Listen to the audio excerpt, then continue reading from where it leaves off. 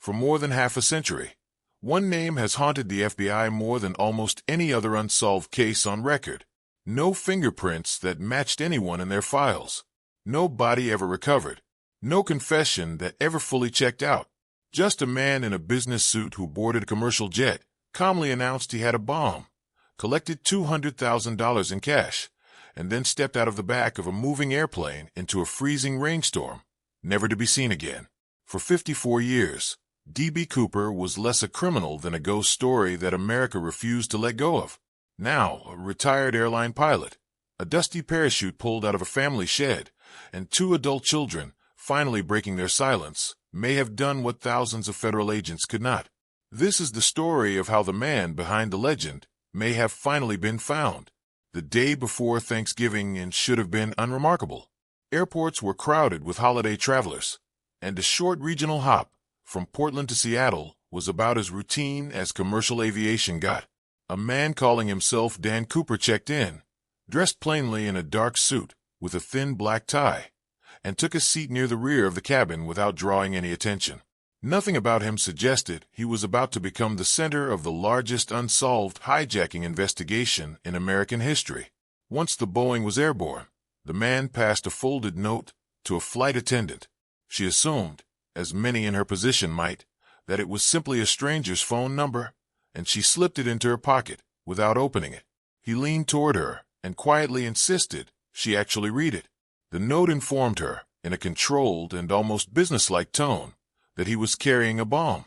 When she hesitated, he opened his briefcase, just enough to reveal a tangle of wires connected to cylindrical shapes that looked unmistakably like explosives. His demands were specific and clearly rehearsed. He wanted $200,000 in unmarked $20 bills for parachutes and a fuel truck waiting on the tarmac once the plane landed in Seattle.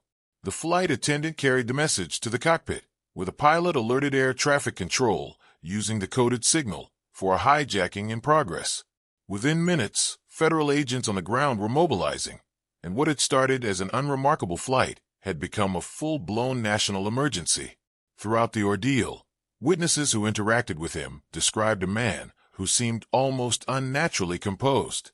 He ordered a bourbon and soda not long after making his threat known, paid for it politely, and spoke to the crew in calm, measured sentences rather than the frantic tone one might expect from someone in the middle of committing a federal crime.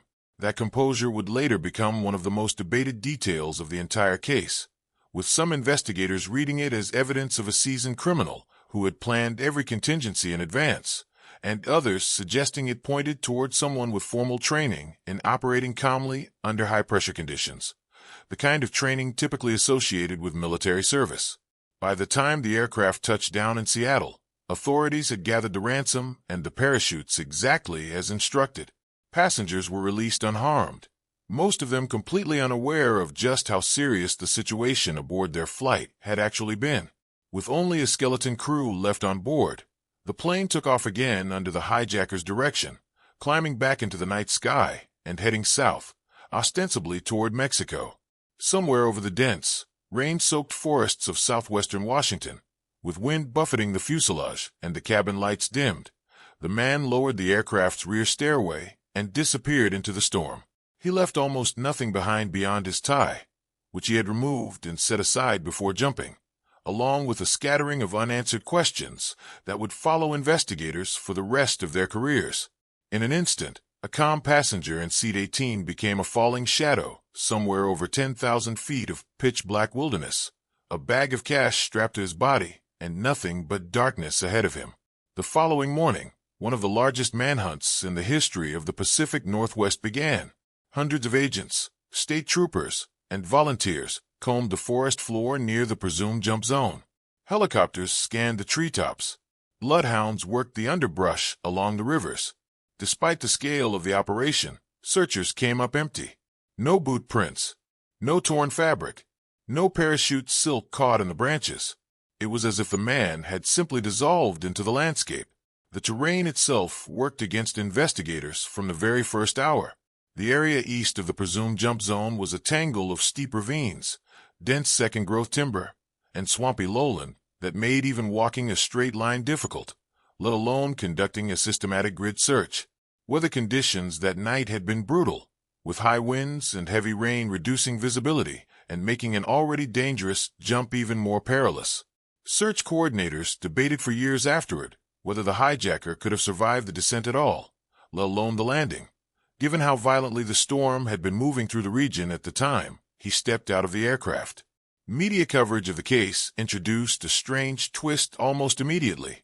The name on the hijacker's ticket had been Dan Cooper, but a reporting error during the frenzy of coverage turned it into D.B. Cooper, and the incorrect version stuck so firmly in the public imagination that it has been used ever since.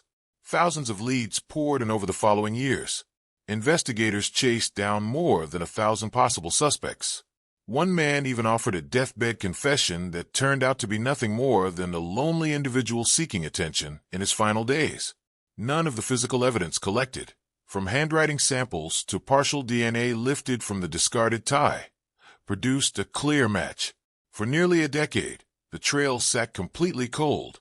Then an 8-year-old boy on a family outing along the Columbia River uncovered something strange half buried in the sand. It was a set of decaying $20 bills, still bundled with rubber bands despite years of exposure to the elements. When investigators checked the serial numbers, they matched precisely against the ransom money handed over on the night of the hijacking. It remains the only piece of physical evidence ever definitively tied back to the case, and it raised more questions than it resolved. Had the money simply washed downstream from wherever the hijacker met his end, or had it been deliberately placed there to mislead investigators years after the fact?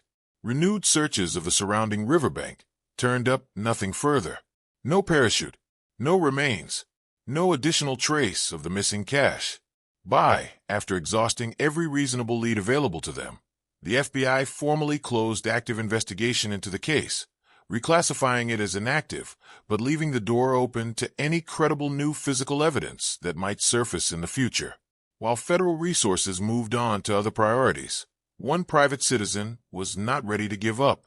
Dan Grider, a retired commercial airline captain with tens of thousands of flight hours to his name, had built a modest online following discussing aviation topics, and the Cooper case had quietly become something of an obsession for him. Unlike many amateur investigators drawn to the mystery for entertainment value, Grider approached it with the discipline of someone who understood aircraft, parachute rigging, and flight mechanics on a professional level. He spent years poring over declassified files, terrain data, and jump physics, cross-referencing every detail he could find against the handful of verified facts the FBI had released over the decades. His research eventually led him toward a name that had circulated in Cooper theory circles for years without ever gaining real traction: Richard Floyd McCoy, a man whose own hijacking 5 months after the original incident bore an unsettling resemblance to it.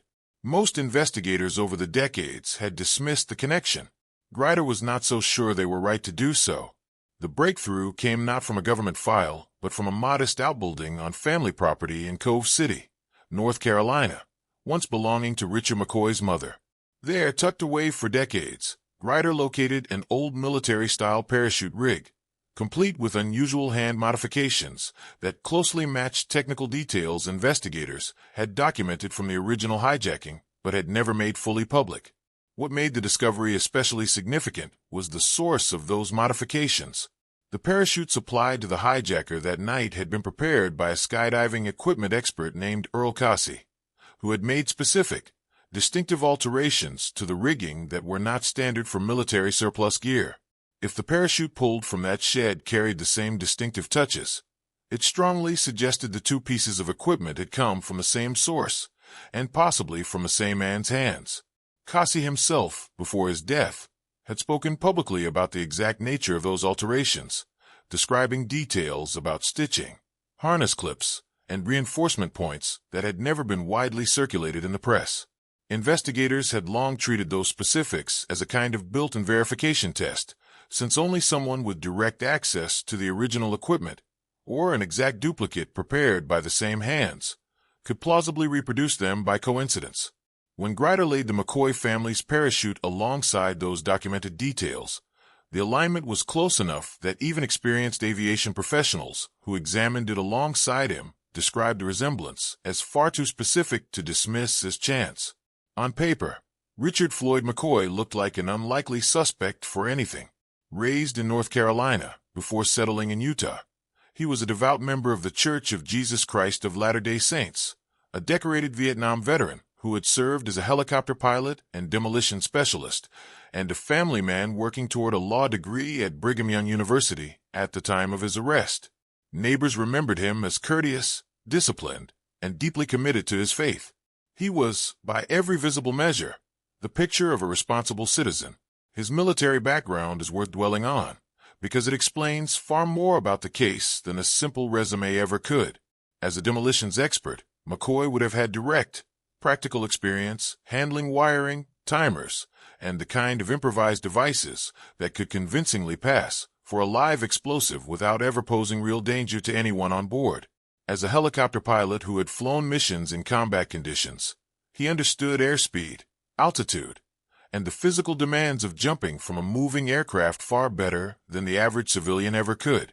And as someone who taught recreational skydiving in his spare time, he had access to equipment, terminology, and a network of fellow jumpers that few ordinary suspects could have matched. Every skill required to plan and execute the original hijacking happened to be a skill McCoy had already mastered years before anyone ever considered his name in connection with the case. That image cracked open just 5 months after the original Cooper hijacking. In April McCoy boarded a flight in Denver under a false name, carrying a briefcase and dressed in ordinary business attire. He handed a note to a flight attendant, claimed to be carrying a bomb, and demanded a large cash ransom along with parachutes, almost mirroring the earlier crime beat for beat. After receiving the money, he ordered the plane back into the air and jumped somewhere over Utah, just as his predecessor had done months before. Unlike the original case, McCoy made critical mistakes. He left a handwritten note behind in the cockpit and left fingerprints on a glass he had used during the flight. Investigators matched those prints within days and arrested him at his home in Provo, seemingly living an entirely normal life with his family, as though nothing unusual had happened at all. Given the striking similarities between the two hijackings, many assumed investigators would immediately connect McCoy to the earlier, unsolved case. Officially, the Bureau pushed back against that theory. Witness descriptions from the original flight described a man in his mid-40s with darker features, while McCoy was younger, fair-skinned, and noticeably different in build and appearance. The handwriting in each note also showed measurable differences, and officials at the time concluded that McCoy was, at most. That conclusion, however, never fully closed the book. Documents later released under public records requests revealed that federal investigators had quietly continued attempting to obtain DNA samples connected to McCoy's family well into the following decades, long after his case had officially been treated as unrelated. If the Bureau were truly confident the two men were unconnected, it raises an obvious question as to why that effort persisted so long behind the scenes. That quiet persistence stands out all the more when compared with how the Bureau typically treats suspects it has genuinely ruled out. Once a name is cleared in a major federal case, the file is generally closed and resources move elsewhere, freeing agents to chase more promising leads. The fact that McCoy's name kept resurfacing internally, decades after his death and long after his own separate hijacking conviction had already been settled, suggests that at least some investigators within the agency were never fully convinced the physical description discrepancies told the whole story. Institutional caution, more than confidence in his innocence, may have been what kept his file quietly open in the background all along. Ryder's own theory offered an explanation for the discrepancies that had convinced investigators to look elsewhere. A man with McCoy's military training, he argued, would have understood exactly how to alter his appearance and mannerisms between two carefully planned crimes. Subtle shifts in clothing, posture, and handwriting would not have been beyond someone trained in the kind of operational discipline the military demands. What officials had once read as evidence of two different men, Ryder suggested, might instead have been evidence of one very careful one. McCoy did not live to answer any of these questions himself. Sentenced to 45 years in prison following his conviction, he escaped custody 2 years later alongside other inmates before being tracked down within months. A shootout with federal agents during his recapture ended in his death closing the book on his own case long before his name would resurface in connection with the earlier, unsolved hijacking. For decades afterward, his children lived with a secret they rarely discussed publicly. Richard McCoy III and his sister Shantae had grown up hearing rumors linking their father to the Cooper case, and for years they neither confirmed nor denied them. Investigators who reached out over the years, including Grider himself in his earlier attempts, were consistently met with silence rather than outright denial, a distinction that in hindsight feels significant. That silence stretched across decades of family gatherings, school questions from curious classmates who had heard the family name whispered in true crime circles, and countless requests from journalists and amateur investigators alike. Both siblings later admitted that they had grown so accustomed to deflecting the subject that it became second nature, a rehearsed non-answer they could give without much thought. It was only the persistence of one investigator, willing to spend years building trust rather than simply chasing a headline, that eventually convinced them the truth was better spoken than buried any longer. Part of that silence, according to the siblings, came from concern about implicating their mother. Karen McCoy had remained closely tied to her husband throughout his criminal history, and both children have since said they believed she may have played a role in one or both hijackings. Only after her passing did they feel free to speak more openly about what they had long suspected regarding their father's past, sharing both their memories and, eventually, the parachute that had sat quietly in storage for decades. Once Grider began publishing details of his findings, interest in the case reignited almost overnight.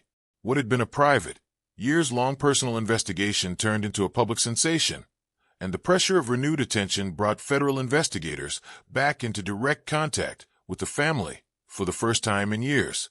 Agents arranged to examine the parachute and an accompanying skydiving logbook that appeared to document jumps consistent with the timing of both hijackings. The evidence was significant enough that the Bureau took formal possession of the rig, transporting it for forensic analysis alongside older evidence from the original case, including the partial genetic material recovered decades earlier from the tie left behind on the night of the hijacking. Investigators also requested DNA samples directly from McCoy's surviving children, hoping to establish a genetic link between the family and whatever biological material remained from. At one point, officials reportedly discussed exhuming McCoy's remains entirely in order to obtain a more definitive sample, a step that underscored just how seriously the new evidence was being treated. It would be satisfying to say the story ends with a clean, official confirmation, but the reality has been messier than that. After holding the parachute and logbook for an extended forensic review, the Bureau eventually returned the items to the family without issuing any public statement confirming or denying a match. Officials familiar with evidence handling procedures have noted that agencies generally do not retain material indefinitely once testing is deemed inconclusive, which some observers have read as a sign that the results simply were not decisive enough to close the case either way. That ambiguity has not stopped the family or Grider from speaking plainly about what they believe happened. In interviews and public presentations, since the parachute was returned, McCoy's son has said directly that he and his sister no longer have any doubt their father was the man who jumped out of that plane. For a family that spent decades avoiding the subject entirely, that shift toward open acknowledgement carries its own kind of weight, even without a formal government declaration attached to it. Whether or not the Bureau ever issues an official finding, the case has clearly moved further than it had in the previous 40 years combined. A physical parachute with modifications matching the original hijacking. A logbook with jump entries lining up suspiciously well with both crimes. 2 adult children willing to say publicly what they once refused to even hint at. Taken together, it is the most substantial body of evidence the case has produced since the money surfaced along that riverbank back in